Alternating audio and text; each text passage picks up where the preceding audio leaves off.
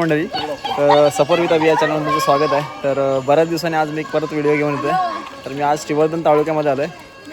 तर मित्रांनो, आता आपण आलो आहे श्री सिद्धनाथ व श्री केदारनाथ भैरी दिव्यागर यात्रेला. तर आपण इकडचा आज अनुभव घेऊयात आणि तुम्हाला मी इकडच्या गोष्टी काही एक्सप्लोअर करतो. तर माझ्यासोबत आज माझा भाऊ आहे आपला राजू. आणि आज आमचं नशीब की आम्ही एका प्रीवेडिंगला आलो आहे आणि तिथे हे जत्रेचा आम्हाला माहोल बघायला मिळाला आहे.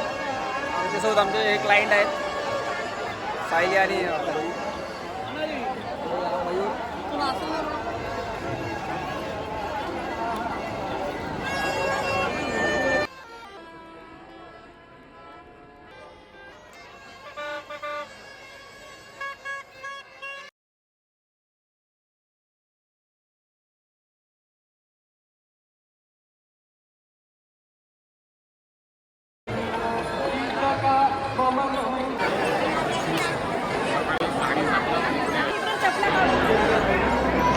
नमस्कार काका. हां बोला. तर आम्ही इकडे आलो होतो एका प्री वेडिंगसाठी आलो होतो, म्हणजे शूट करायसाठी आलो होतो. तर शूट करता करता आमचं नशीब की आम्हाला ही यात्रा बघायला मिळते. तर आम्हाला यात्रेबद्दल आम्हाला काही जास्त माहिती नाही.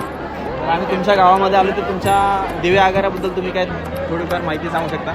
आता तसं याला म्हणजे दिव्यागर म्हटला तर दिवे बोरलीसुद्धा म्हणतात आणि दिव्या आगरसुद्धा म्हणतात. दिव्या आगर हे नंतर झाला, दिवे बोरली हा पहिला टप्पा. हा एक जुना बेट होता आणि ह्या बेटावर म्हणजे एक प्राचीन काळी असा तिथे एक म्हणजे भरपूरसा असा यांचा म्हणजे महिलांचा असा एक बेट म्हणून संबोधला जायचा. त्याच्यानंतर मग असं झालं की काळांतराने इथे देवस्थान बघतो. आता प्रत्येक वाडीत तुम्ही गेलात, सत्य आहे की प्रत्येक वाडीत गेलात तर प्रत्येक वाडीत इथे देवस्थान आहे. संपूर्ण प्रत्येक वाडीमध्ये म्हणजे जी बाग आहेत आपण पोपळ नारळ ज्याला म्हणतो त्या प्रत्येक वाडीत देवस्थान आहे. आणि प्रत्येक वाडीचं देवस्थान असं आहे की तो मांसाहारी आहे, काही शाकाहारी आहेत. तर असा तो दिला जातो. आणि यात्रेचा म्हणायला गेलात तर पूर्व काळापासून इथं एक म्हणजे प्राचीन काळापासून एक रेडा द्यायला जायचा. हे जे देवस्थान आहे ते मांसाहारी की नाही, मांसाहारी आहे. मांसाहारी? हां. तर प्राचीन काळी म्हणजे एक काही काळापूर्वी म्हणजे जवळजवळ माझा जन्म नव्हता तेव्हा म्हणजे आमचे वडील आम्हाला सांगायचे की इथे एक रेडा द्यायचा एक बलिदान म्हणून. नाही, आता ती खूप वर्षापासून ती बंद झाली. म्हणजे भरपूर म्हणजे माझ्या जन्माच्या आधी फक्त आमचे वडील सांगायचे. आणि त्या रेड्याचा जो हे असतो मांस ते असे मानकरी अगदी सहखुशीने घ्यायचे, खायचे नाही पण ते घ्यायचे. कारण तो मान असा त्यांचा एक घ्यायचे आणि इतर लोकांना ते द्यायचे. असा एक होता. काही कालांतराने तो रेडा असा इथून पळाला आणि तो हरेश्वरला च्या ताळ्यात भेटला. त्याच्यानंतर ती प्रथा बंद गेली. हां. आणि तो रेडा म्हणजे एक इथे बेलदारीन म्हणून पाषाण होता, त्या बेलदारीन म्हणून म्हणायचे. तिथे तो रेडा बलिदान म्हणून द्यायचे, अशी एक प्रथा होती. त्याच्यानंतर मग ही गळ वगैरे लागण्याची म्हणजे तिथून म्हणजे तो रेडा ही जी परडी फिरते ती परडी प्रत्येक म्हणजे असे मान गल्ली आहेत, त्या गल्लीत आता त्या रेड्याचा कसा असतो, तो रेडा जो होता तो त्यावेळेला ढोपी फोडी म्हणून म्हणतात ज्या एरियाला, त्याला तिथे त्याच्या ढोप्यावर मारायचे. नळफोडी बोलले का नळ्यावर मारायचे. आणि शेवटी त्याला आणून शेवटी ती बेलदारीन जी होती तिथे त्याला पाषाणाच्या इथे त्याला बळी द्यायचे, अशी एक प्रथा होती. आणि त्याच्यानंतर हा गळ लागायचा, अशी ही प्रथा होती. आता हे जे आहे ते काय प्रकार आहे? आता हा इथे हे काय आता हे केदारलिंगाकडून म्हणजे घेऊन आले त्यांना. म्हणजे जो आता इकडचं मंदिर आहे अलीकडचा केदारलिंग म्हणून, त्या लोकांना आता घेऊन आले. म्हणजे दोन देवस्थान एक. आता हे दोन भाऊ आता म्हणजे दोन शक्ती एकत्र होतील आणि गळी फिरला जातो. आता गळ टुकला जाईल. उद्या सुद्धा तेच होणार. गावातून परडी आली की गावातून परडी आल्याच्या नंतर उद्या यांना घेऊन जातील तिकडे. म्हणजे मंदिराकडून तिकडे परडी घेऊन जाणार? हां, तिकडे घेऊन म्हणजे अशी. आता ही जी येते परडी, ही परडी येते ही ह्यांची आली. आणि पहिली जी परडी गेली ती केदारलिंगाची गेली, ही भैरवनाथाची. आता उद्या पुढे असतील ते केदारलिंगाचे असतील. अच्छा. हां, असं आहे. म्हणजे दोन शक्ती असे एकत्र होऊन असे गळ फिरला जातो. आता हे मंदिराच्या भोवती नाही, आता हे मंदिरामध्ये जातील, तिथे नमसतील, तदनंतर हातकोडे फिरले जातील आणि हातकोड्याच्या नंतर दोन्ही शक्ती एकत्र येतात. असे करून तो गळ लागला. आता म्हणजे प्रकार आहे बगाड आहे की बगाड म्हणजे एक प्रकारे आपण तसं म्हणायला बगाड, पण इथं बगाड नाही.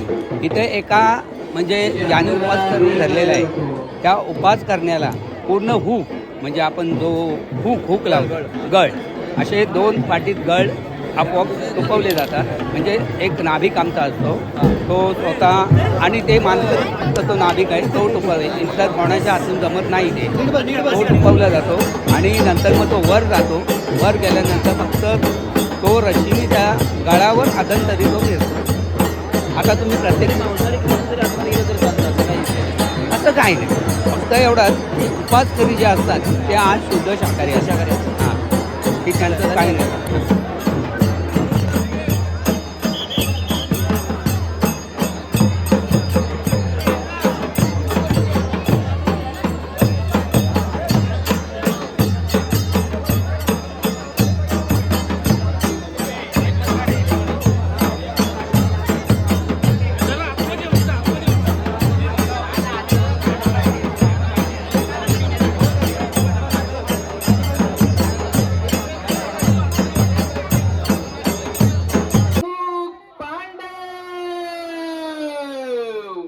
असे वाडवडील बोलले होते.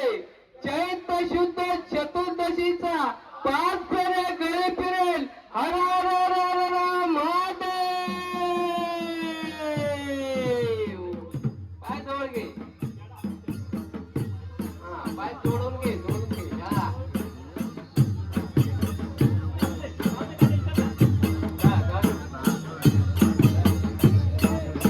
ओके, चला.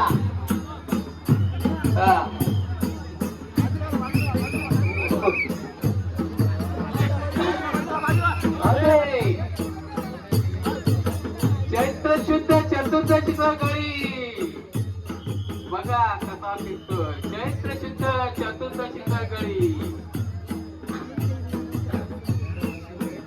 चैत्र शुद्ध चतुर्दशीचा गळी.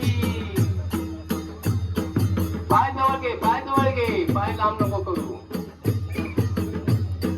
चैत्र शुद्ध चतुर्दशीचा गळी.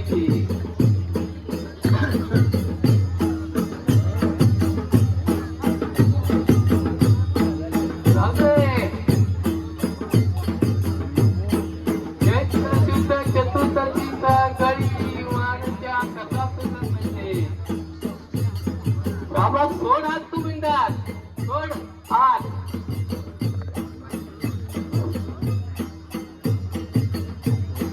चैत्र शुद्ध चतुर्दशीचा गळी. कृष्णकांत गंगाराम विरकुड. कृष्णकांत गंगाराम विरकुड.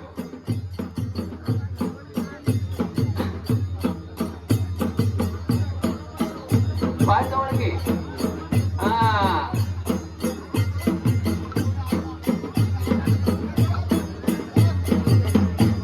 फेऱ्या मोजा.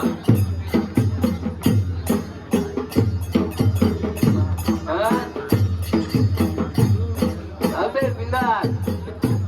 हा, चालते. चैत्र शुद्ध चतुर्दशीचा तुझा गळी वैरव नका.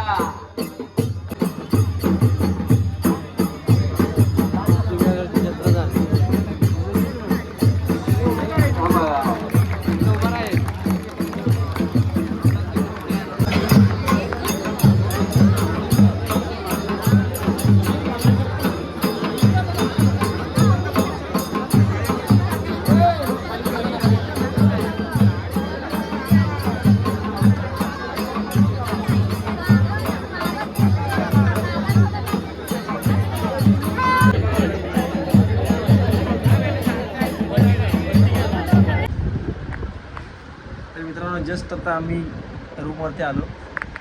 आमचं नशीब की आम्ही आज इकडे शूटला आलो आणि आम्हाला यात्रा बघायला मिळाली. तर खूप छान होती यात्रा, खूप बघायला मस्त वाटलं, काहीतरी नवीन अनुभव मिळाला. तर तुम्हाला व्हिडिओ आवडली तर लाईक करा, शेअर करा आणि सबस्क्राईब करायला विसरू नका. धन्यवाद.